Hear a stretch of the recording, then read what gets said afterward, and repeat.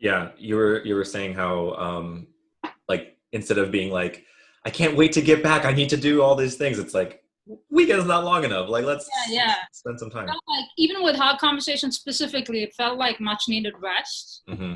Because every time we engage these conversations, it does take a lot. It's exhausting at the end of it. I love the conversations. I love having. We have difficult conversations all the time with people, who don't have community agreements with us per se, and who can be triggering for us, right?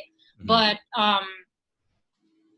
still, you need a break from the conversation because reflection is hard, man. Introspection is Yeah, hard. So for the yeah. folks, anybody who's watching us on Facebook Live, um, one of the things that Masa and I had discussed last week is um, when we started doing hard conversations, we absolutely, like our intention was pure. We wanted to have this very unfiltered conversation that we would typically have when we were in community Tampa Bay. But as we started setting a little bit more structure to it, it started getting more and more stale Mm. because it wasn't as organic as we'd like it to be. We weren't just jumping on a conversation at a random time and then posting it. It's systematic, right? And so I think we started slacking off just a little bit in terms of how much we were willing to offer, and it's understandable too because, like we just discussed, it's exhausting. Mm. So we stayed surface level with the conversations, and that's not really what we want to do in this space. So we decided that we would not discuss the topic in advance. We would just know the topic in advance, and then Masa would bring 5 questions, and I would bring 5 questions to the table. And so we are starting with that model today, and in the spirit of modeling how we want this conversation to go, what better way to move from having strayed away from our original intention into getting back to that intention with a conversation about vulnerability. Woo! So yeah, and I think because and I was like, as I was coming up with questions, I was realizing like, um, so in a sense, we've been joking about a little bit about like this is like your favorite topic, and but at the same time, I think like it's both sarcastic and genuine at the same time. Like I think like it's like both, and at the same time, like I was realizing as I was coming up with questions, I was like, oh shoot, I just kind of wanted to revisit a little bit with community agreements Okay. because I was realizing like a big part of vulnerability is, as I was like reflecting and coming up with questions, so like a big part of it is boundaries as well, right? So just kind of like recentering on that, and like if I overstep or if I ask a question where it's like this is actually like not like I'm not willing to go there, like definitely please like I know you will give pushback, but I'm just like for the people watching as well, like just awareness that like these are hard conversations, but at the same time, like just because they're hard doesn't mean that they're supposed to be painful, and they're supposed to be like um we're not supposed to be overstepping each other's boundaries in that process. So I just want to be conscious of that and recognizing that I don't want to overstep, but at the same time, like please hold me accountable if I do. Definitely. And likewise, because I think especially for this conversation, that particular community agreement Hmm. required is that we decide how far we are willing to go Yeah. with what we want to share. Yeah. Yeah. And so that street goes both ways. So please hold me accountable too if I push you in any direction that you do not want to go. Hmm. Right. And to iterate your point, uh, vulnerability is not my favorite thing. And it is still one of my favorite conversations to have. It's not my favorite thing because it's a difficult practice. There's a lot of unpacking that I'm still not willing to do on that front. And there's a lot of expectation that I'm not willing to meet. And expectation I will never be willing to meet, right? I Hmm. definitely want to run on my own expectations so that it's healthy. But it's a difficult conversation to have, and we've talked about this a little bit in the past. It's a difficult conversation to have because of the multivarious narratives around vulnerability, like as this big concept. And then when you bring it down to the basics, also then this expectation of how vulnerability should present itself. So I think like there's just a lot of Yeah. struggles. Yeah. So I think kind of as a first question or point of like conversation, maybe can we start with that of just kind of like Yeah. for us, like like, I know this is like almost like trite in the way of thinking about it, but it's like literally like, what is vulnerability? Is that the right, am I using? Can I talk for just a second to point out something? Yeah. This past 2 days, right? Uh-huh. My dog has taken it upon herself that every single time I get on Zoom, she knows and she wants something from me. Anytime I'm talking to somebody, she wants something from me. Like right now, she needs to go out. She's not needing to go out this whole 2 hours. We've been chilling, but right now she needs to go out. So Oh my gosh. we're just gonna take her out, and rest assured, she's gonna want to come back in while we are in the middle of this conversation. Okay? It's fantastic. I saw the tail wagging. Yep. And she will jump up and bang against the door, against that door, because it's grill. She will jump up and bang against it with either her paws or her head. So Squash. please oblige me while I cater to her needs. Yes, of course. That's the most important thing in my life. But I'm so sorry. Back to vulnerability, please. Let's go. No, so I think like just starting with, I know this is like, I don't know if I'm using the right term, but like just I know it's a super vague and starting point, but like, I guess in your mind, when we talk about vulnerability, like what do we actually mean? Like what is vulnerability and what is, I think kind of going back to the I know this is very broad, but maybe like, and maybe not just for you what vulnerability is, but like in a sense, like when you're talking about expectations and like this sense of like, okay, like this is what societally, what we think it means when we're talking about vulnerability, like what is supposed to be the value of it? Like why, in a sense, like the dictionary definition is like open to being like hurt and wounded. And I'm like, that sounds horrible. Like, wow, that's like literally the definition, right? Like the dictionary, because I'm like, okay, let me look up Webster's, you know. That's awful. I know, but in a sense, right? Like in a sense, it is like vulnerability from a very like just straight up dictionary definition is very much just like you gonna get hurt. And so I guess like in the sense, like I know that we're talking about it in a much more nuanced way than that, but like in that sense, like what is the value of vulnerability? Like what do we think that we want to have this conversation to begin with, and like what is there to be gained from exploring this?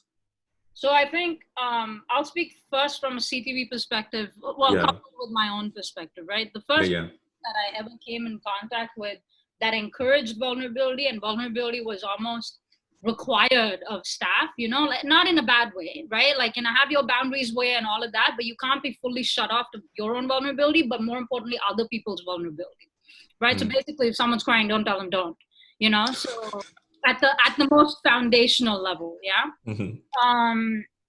so big ups to Sarah and Jen to even think that I could do this job before I actually came into this organization, because with that vulnerability piece of it, I think CTV was the first space that I came into that where that was an asset. It was a good thing to have. It was encouraged. It was required as part of, you know, who we are and how we engage with our young humans. It's required as part of creating a safe space, modeling vulnerabilities always in every one of our staff community agreements, our volunteer community agreements, so on and so forth, and how we want to participate with our young humans, you know? And so that's the first space that I came into that had that as a positive, that encouraged that as a positive. And from that point on, I will always say, as someone for whom vulnerability is so difficult, it is necessary. It is necessary, but it's also necessary for us to deconstruct. It's the expectations that make it problematic, not the vulnerability itself, right? It is the backstory of vulnerability that make it problematic, not the action itself. You know, so yeah, that was your question, right? Like, vulnerability important because people need to know. It is important for human beings at large to know, young humans, right? Let's talk young humans specifically. It is important for young humans to know that they are seen and heard, okay? And that all of their emotions are valid. No matter their gender, no matter their race, no matter their upbringing, no matter any of their circumstances, that they are seen and heard, they are valid, and they are significant in the world at large, right? And I think to do that, we have to be able to share. You have to be able to share. Vulnerability is also sharing happiness. It's not just sharing pain. Mm-hmm. You Ooh, know? So yeah. we always talk about it in context of this expectation again, right? Of Mm-hmm. crying and sadness and hurt and all of those sides of things, which are again completely valid.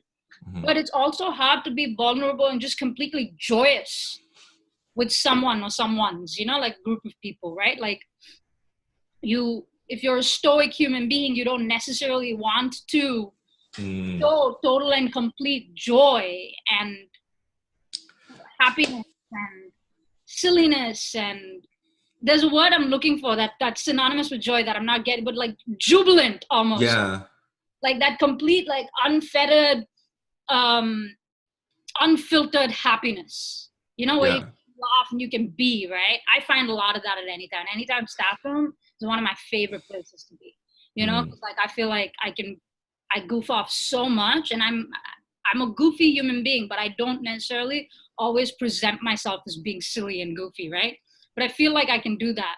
That is also vulnerability. You're It's opening true. yourself up to one part of that definition I will agree with is opening yourself up. Period. Mm-hmm. Not to pain and hurt, just period. Mm-hmm. Opening Yeah. yourself. So I think like that piece of it, and it's the other piece of it that I struggle more with, that has the expectations. Mm. Yeah. So I think that really resonates with me because I think exactly that piece of like there is that expectation around pain and hurt as opposed to, and like that's where it's like that's what being vulnerable is. That's what's deep, as right. opposed to like not valuing that jubilance. Like I actually think like when I'm thinking about any town in particular, like when I went as a delegate, this was back in 2001. I was coming into my freshman year in high school, and I hated Songfest because Songfest was super vulnerable. Like I was like I needed to. I was like very conscious about like I didn't want to open myself up to hurt, but then at the same time, like part of that came part and parcel with like I also could not show that like I was too happy either. Like I couldn't be like I don't know. Like there's also like this uh I think Kumail Nanjiani has like a joke where he's like talking about like in order to be cool, like he realized that like in order to be cool and to be part of the cool crowd, one of the things he figured out was like you have to be mean to other people, but then you also have to like you have to change the way that you laugh. So it's like I decided that I wouldn't laugh. Like I would laugh like huh like that and like that would be cool. It's like a cool laugh is like one where you're like disinterested and not passionate and not like invested. Yep. So I think like that's something that really resonates about vulnerability. Right. Right. Mm. So when we talked about, one of the questions that comes to mind for me when we talk about especially like happiness and joy, and like Mm-hmm. you pointed out, you said something specifically where you said it doesn't, shucks man, I'm missing what you said. We can go back and look at the recording. Okay. But something to the extent of before you started with like the laughter piece, right? It doesn't have to be just this tears and hurt, but you Mm-hmm. said it a certain way, right? Mm-hmm. Said that a certain way, and yes, it doesn't, vulnerability just like, oh, it's deep. Yeah. Pain and hurt, that's what's deep, right? Mm-hmm. We usually associate vulnerability with some sort of transformative depth moment Mm-hmm. that is steeped in trauma, right? Mm-hmm. So from there, again, since you started off from a very high level, we're going to go directly into this. Okay. Do you think expectations of vulnerability are different for POC than they are for majority communities? Oh yes. Oh sorry. I feel like that was like too quick of an answer. Maybe I should have thought about that a second longer. But maybe I Why? feel like If that's what's coming to you, then that's what's coming to you. Okay, tell me why. I think there's just so many examples of. I think there's like the binary dual expectations. I actually was thinking about this and kind of had like a question around this as well. But I think in the way that there is these archetypes or these sort of like roles that are meant to be like fulfilled where it's like you have to be simultaneously this and simultaneously this at the same time, and and in a way it's like, but the expectation is also that you are not the other thing. And so like there's like this, it is like this high level of expectation around one, like being vulnerable and sort of like not having your guard up, and then at the same time, and you know, and but at the same time punished for being vulnerable, you know, both in terms of like I think one of the things that comes to like the thing that immediately came to mind is sort of like the right to be happy, like the right to be joyous, the right to celebrate openly, where again like the contrast between sort of like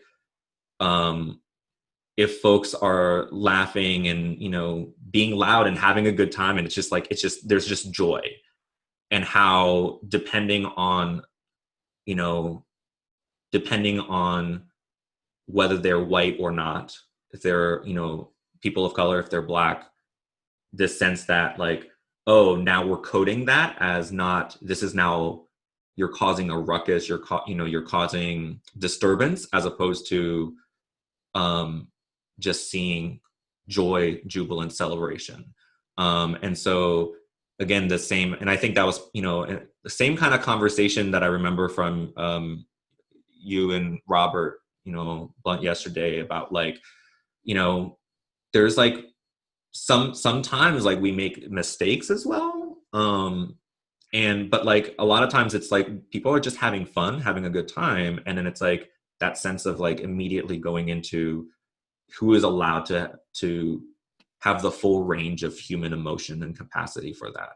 Who do we allow that privilege, and who do we say, you need to conform to whatever my expectations are in this moment, and like I control the narrative and the rules for that. Right.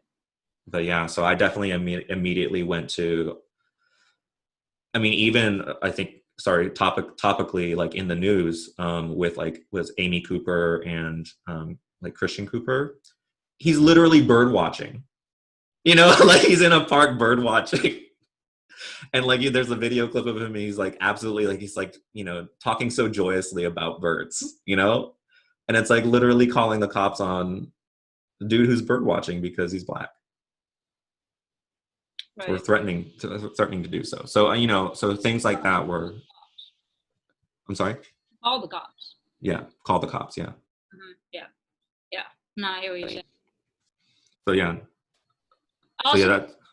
Sorry, go ahead. No. I'm sorry. I think there's a little bit of delay. Sorry. Go ahead. There's a flip side to that as well. You know, so like you're talking, it's interesting because I asked that question, and of course, like I have an idea in my mind as well, mm-hmm. Right? I want to respect it. But I asked that question, and you spot on, like just hit the nail on the head with the joyous piece of it, right? Ava DuVernay talks about how with Black folk, the idea of whiling, which means just having a good time, mm-hmm. then got whitewashed, right? And became the idea of wilding, that was then characterized to Black folk, saying that when Black folk, that is a behavior that Black folk engage in that make them behave like animals. And there was a full-on New York Times op-ed, right, on how Black folk behave like animals in the 70s or the 80s, right? And that whole wave of criminalization of any Black gatherings with music, basically a party. People are having a party, right? And how that became a criminalized phenomenon. That crime wave, right? No crime committed, but it's a crime wave, yeah? And so I think there's a documentary that talks about that. I saw her talking about something else, talking about one of her pieces. And her piece addresses this very thing that you are talking about. So you're talking about the joy piece of it. I'm thinking from the perspective of how vulnerability is only seen, the part that you talked about, vulnerability is only seen as deep if it is steeped in trauma. Yeah. Which is such an expectation that majority communities place on people of color, because for some reason, because they fetishize our trauma. And it is only when we share our trauma that we are being vulnerable. That is the only door, rite of passage, through which we can prove that we have vulnerability, which in itself is problematic, right? Like to prove that you can be vulnerable, to prove that you have that quality of vulnerability. I think there's just so much fetishization of people of color's trauma in, I don't know, man, in making good people feel good about themselves. Tell me about your trauma so I can be a good listener. Be a good listener, then I can say I just sat and listened to this person of color's story. Tell me your trauma. Tell me your trauma. There's so much that comes when I started writing poetry. There's a poem that I have called Smack. It's about an encounter with a police officer in India, and it's not very detailed. Like, it's detailed enough to that particular segment, but it's not very detailed about. Not too detailed, right? Let's just say it like that, yeah? And so a friend of mine, after the fact, a human of color, in fact, right, said to me, this is, like, you really internalize colonialism like this, right? Says to me, but why, you need to write, like, more. You need to write another part where you inform people about what exactly happened. And I was like, I don't want to share that. And she said, but you owe it to your audience. Ooh. So I took that back with me. I struggled with that for a long time because I knew what she was saying was wrong, but I couldn't identify why. Now I can. Then I couldn't identify why it was wrong. But then why are you telling us this to begin with if you're not going to tell us the whole thing? That was also the after effect of it. So that fetishization was fetishization of gay trauma. So unfortunate. So there's both sides to it. Yeah. So damned if you do, damned if you don't, I'm getting, huh? Yeah, and I actually, and this is something that, like, how do you navigate that? So this damned if you do, damned if you don't piece, because there's these expectations around being vulnerable, being open, and just like putting all trauma out there, particular kind of vulnerability. But then at the same time, there's also a lot of messaging simultaneously of like, sometimes even from the same source, right? Sometimes, definitely from different sources and different groups, but sometimes even from the same source where it's like, there's criticism and attack for being too sensitive. Right. Like there's even a term, snowflake, and like all these kinds of things. Right. And it's like this idea of both this, like I think you said, like this I can't say the word, fetishization. I'll just point to you. And I'll let you, that word. I'll fill it in. Thank you. of vulnerability. And then at the same time, this like high level of just like criticism and antagonism toward vulnerability, where like the flip side of it is, well, like you need to create safety. If you are going to like, you shouldn't expect this. And at the same time, especially if you are asking for this, asking for me to be vulnerable, then you definitely like, you have a responsibility to create safety. And then at the same time, like not creating that safety. So like, how do you navigate? But do people know that you have the responsibility to create safety? Yeah. Maybe they do. And I don't know, maybe, is there a need to be explicit? I guess there's a need to be explicit about it. Yeah, I'm thinking about how safety a lot of times isn't seen as it's like, oh, like, especially if we're talking about majority communities, like definitely like, again, even, thinking about myself, I'm thinking about like what are the things where I'm like, I take this for granted and I'm like, oh, this isn't an issue for me. And then of course, like realizing how like, ooh, this is a big boundary for somebody else, you Right. know? Like even, again, like even within our own community, like doing community circle and stuff like that, it's like, oh, like let's explore this topic. And it's like, oh shoot, like this is something that is weighing heavy on folks right now, or, you know, because of identity, this is something that is a lot heavier. And like I don't have that. And so of course, like I'm not thinking in terms of like, how am I creating safety? What are the boundaries that I'm making sure are in place? Also different levels of safety too, right? Yeah. It's easy to assume that safety is only physical. Yeah. Well, we're at your house, so why don't you feel safe here?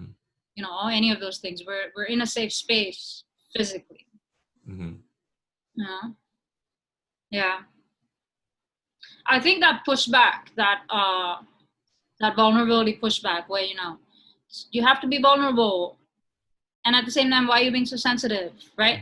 I think that double-edged sword, I think the segue into that double-edged sword from be vulnerable, okay, I'm being vulnerable, and then something happens in the middle that changes that narrative to take a U-turn and become, but why are you being so sensitive? And I think what that thing is, that segue is, that switches the conversation, is possibly accountability. You know, because especially if you're talking about trauma, if you're talking about from an identity perspective, you're talking about trauma, identity is never removed from the conversation. Yeah. For starters, like there's never, you are never not who you are, and I'm never not who I am in the conversation, and our lenses are not closed because the conversation, somehow we've said the conversation doesn't warrant identity. It can't ever not warrant identity, right? And so I think when that happens and you're discussing that trauma, and then you're talking about safety, and you're talking about who has made you go through that trauma, you're talking about systems, you're talking about privilege, it comes to bear in some way, shape, or form. I think that accountability piece happens, and you are required, yes, I'm letting her back in, you are required to recognize some part of yourself that you're asking about.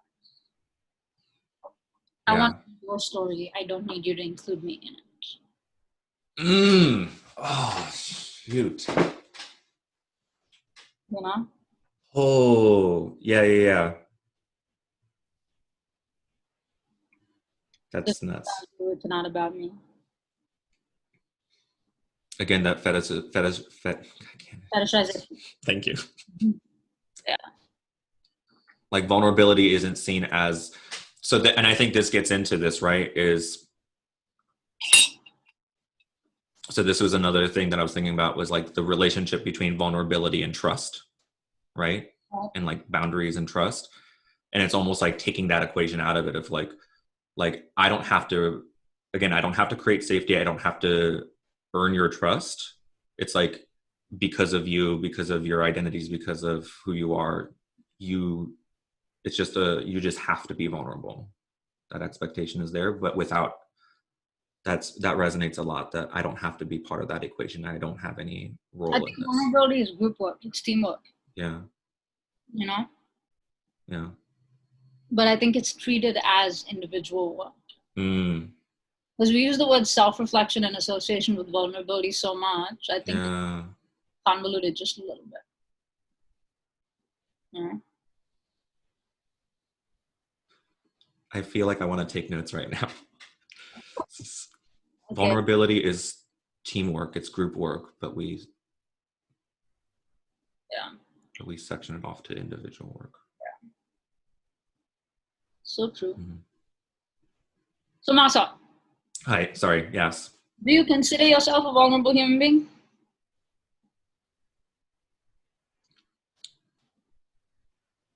At times.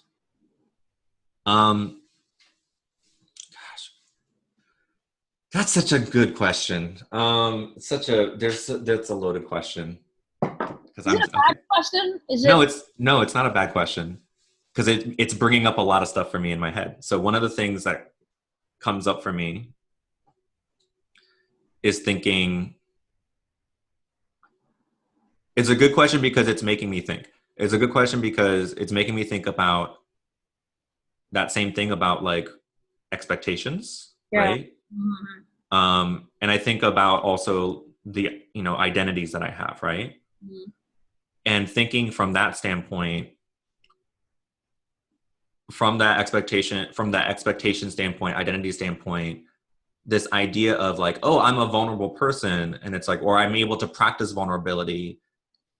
Is that a privilege in a sense? You know, like, is that based off of privileged identities where I can even say, oh, I'm being vulnerable, but it's not, there isn't as much of a risk for me.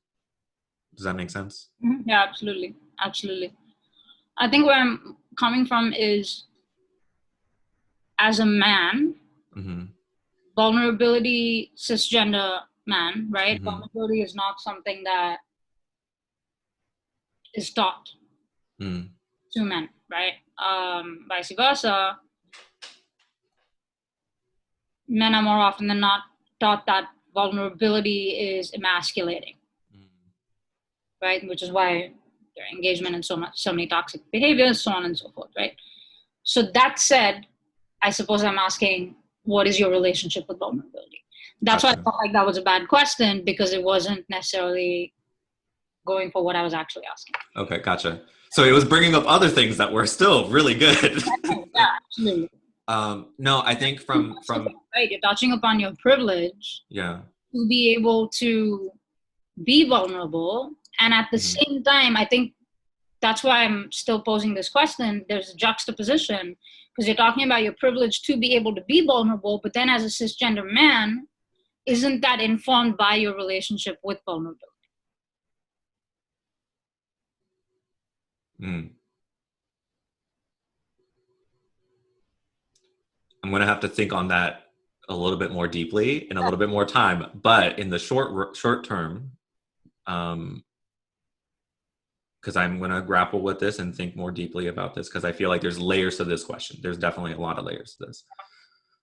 Um, instead of a direct answer, can I just share, like, so I'll share my own experience with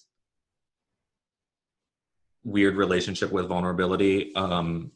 When I was taking care of my mom, um, I definitely, from a gender standpoint, because I think that that was one of the things that I noticed hardcore that that happened, was I kind of shut off that relational aspect of things. Like I was kind of like, in order to protect myself, um, because like it was really challenging taking care of her.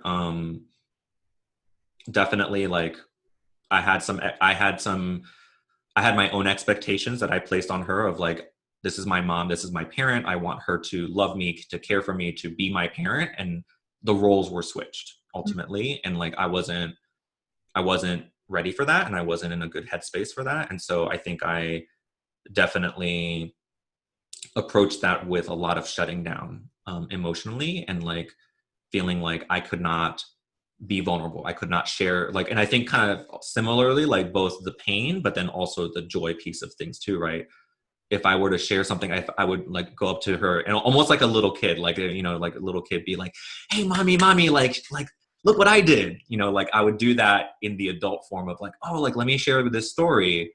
And like kind of being shot down and being just like, I don't care. Um, and in that sense of like, that vulnerability, that sense of like being open to joy and to sharing, was not being met. Like there wasn't that safety. And so I definitely felt like I needed to protect myself, and I built up this wall. I think for me, one of the things that I did not like during that time was that there was such a weird and strong, not a, I guess it's not weird, but like there's a strong connection that I felt, and like I observed this and I was like, I hated myself for this, was the connection between that building that wall and like running away from that vulnerability, and very like toxic masculine behaviors, right? Like the way that I was then talking to my mom and treating her was in this very like I there it's one thing to protect myself, but like it's another thing to, in a sense, almost like to not attack her, but like to just kind of like to be so dismissive, to be so just like uncaring, Right. at the same time.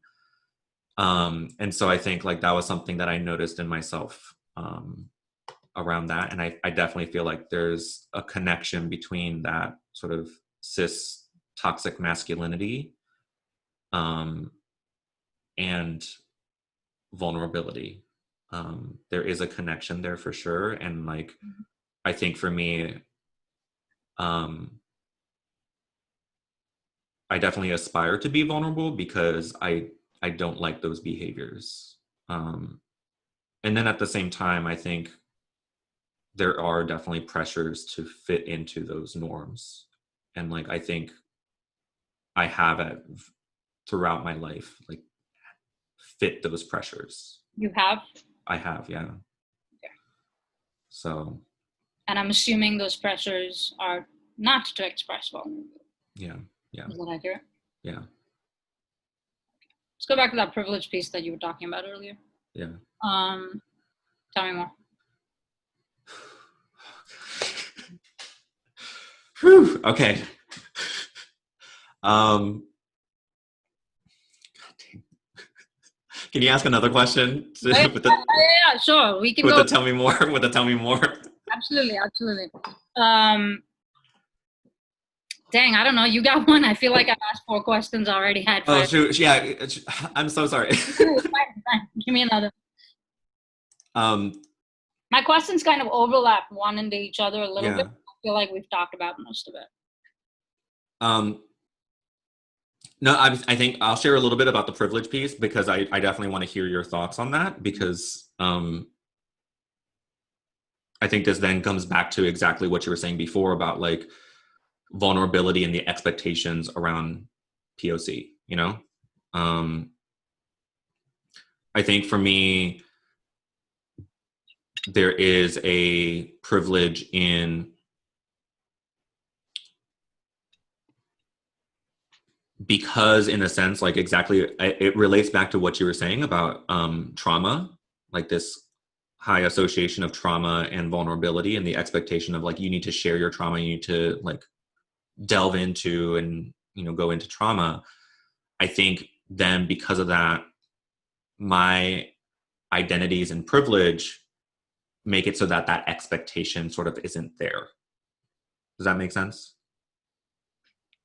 Like it's not, vulnerability in a sense looks differently. The expectation for vulnerability looks different. Like it's like there is a lot more freedom to, like, again, kind of going back to the freedom to be joyous, the freedom to express the full range of human emotion. And it's like for certain groups, it's like if you express it in this way, it is incorrect.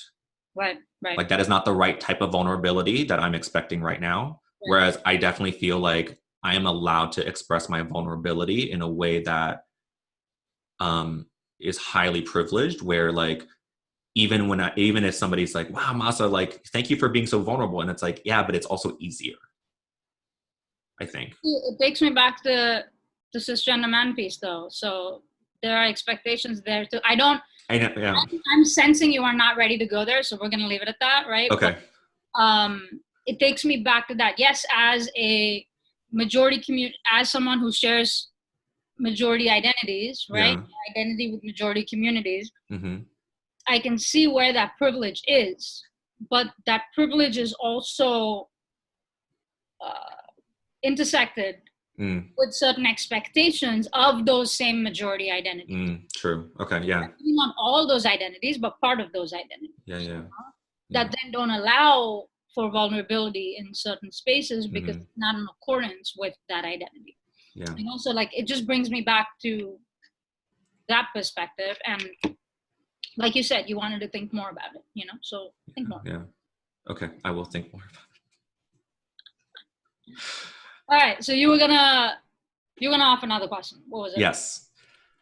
Okay, so 5-minute warning, okay? Dang, what? Oh, okay, I'm sorry.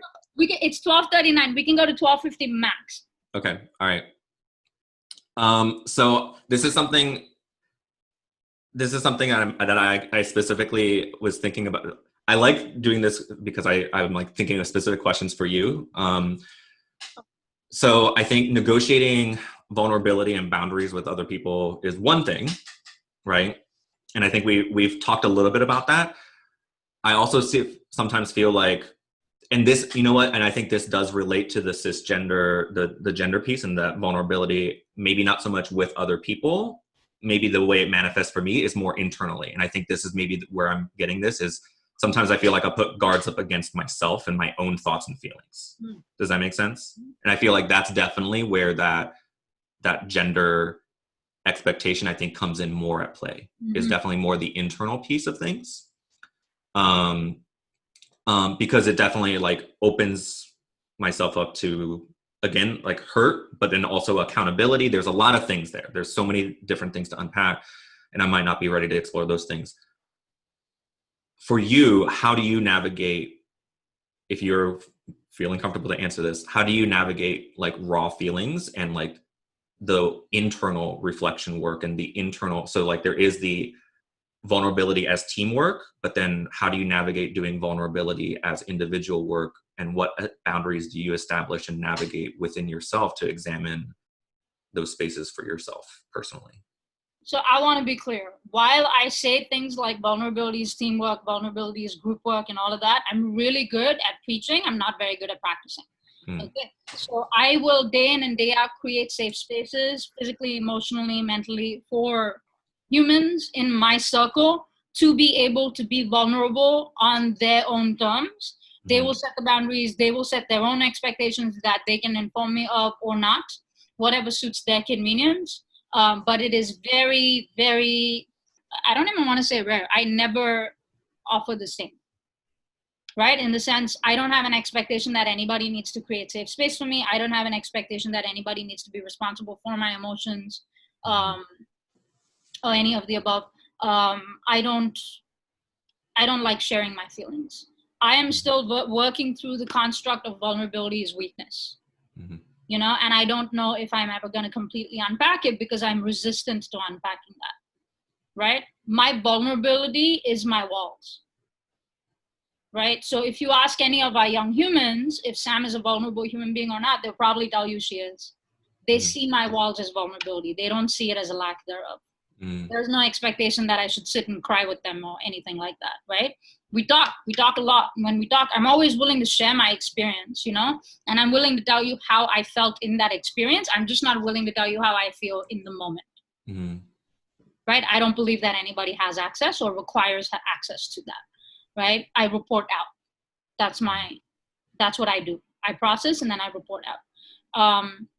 Also, I'm very honest with my emotions. I have a lot of, and this is all learned practice, okay? This is something that I've been doing since I was 14, 15 years old. So it's not like you don't master this overnight. You know, it's repetition, it's practice. That's how it becomes, it's repetition, it's practice. That's how it becomes person, right? So now it's intrinsically a part of my personality. When I get complaints about I'm not vulnerable and I don't talk to somebody who's close to me, who has expectations that I need to be a certain type of vulnerability with them, I don't know how. I'm not trying to be difficult. I have no clue how to do that because I've been doing this for so long and I'm very comfortable where I am. It's done me well, right? Like I'm good at it. Why fix something that's not broken, right? Or why try to reinvent the wheel? Both ways, it doesn't work, you know, like whatever cliche you choose to use, it just doesn't work. I'm very honest with my emotions. I also handle my emotions when I see fit. So I'm very good at taking a traumatic moment. When I say very good, it's not a compliment to me. It's a difficult process. I successfully am able to take a traumatic moment and compartmentalize it for processing at a later time. Right? Sometimes, as you are aware, my emotions will get the better of me because I've been compartmentalizing. I may have been compartmentalizing for too long. In recent times, I've also dealt with trauma that I'm not familiar with. unusual, like the immigrant, like when I had to go back to India and stuff, that was trauma that I didn't understand at all. Like I didn't know what that trauma was going to look like. I knew definitely I had to be going through some type of trauma, but there was such little, I'd put up so many boundaries around feeling what I was going through because I just needed to get through it, that at the end of it, I didn't know what it felt like until it finally just revealed itself at the most inopportune time known to humankind. And I was not appreciative of that at all. But it happened, and I acknowledge that it happened. So usually, typically, I have a good handle on my emotions. And I'm honest with them and everything, but I create like specific spaces and time frames when I will sit and I will essentially talk to my emotions, like have a conversation with my emotions so we can get through it together. But it's very planned. Very planned. Very planned. Yeah.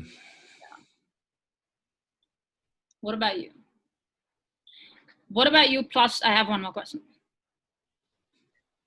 Do you want to do the one more question, or do you want? Yeah, I'll answer this quickly. Yeah, quick. Yeah, because you brought it up with a little bit of prefacing. Yeah, you do put up a lot of walls and boundaries around your own emotions for yourself, right? Yeah. That coupled with, I want to know a little bit more about that in the next 4 minutes. That coupled with, has that changed for you during this time frame? Oof. Okay. Yeah. So I think for me, the way that I put up guards. So I think I'm going to explore this more. So definitely, this is like this is opening up a lot of exploration opportunities. I think kind of going back to with gender, I think maybe that's something where like in terms of how I relate to other people or share with other people, I might be like, let me wear my heart on my sleeve a little bit more and like kind of be more open with other people. But then internally there is definitely that sense of like, I don't, again, like the expectation of like not wanting to feel and not wanting to be vulnerable within my own space, like within my own mind. And I'm going to explore that more because I think there's also other factors at play as well. Definitely like anxiety, depression, and things like that, and like my own like spirals and cycles there as well. But definitely like I noticed that there are times when like I need to set up time, like what you were saying, like setting up aside time to do that work, because it is work. Like it is like like vulnerability isn't easy. And I definitely noticed that I find excuses or ways of avoiding that. Right. That's reasonable, fam. Yeah. Sorry, I thought you were going to say something there. Yeah. And I think in particular right now, I think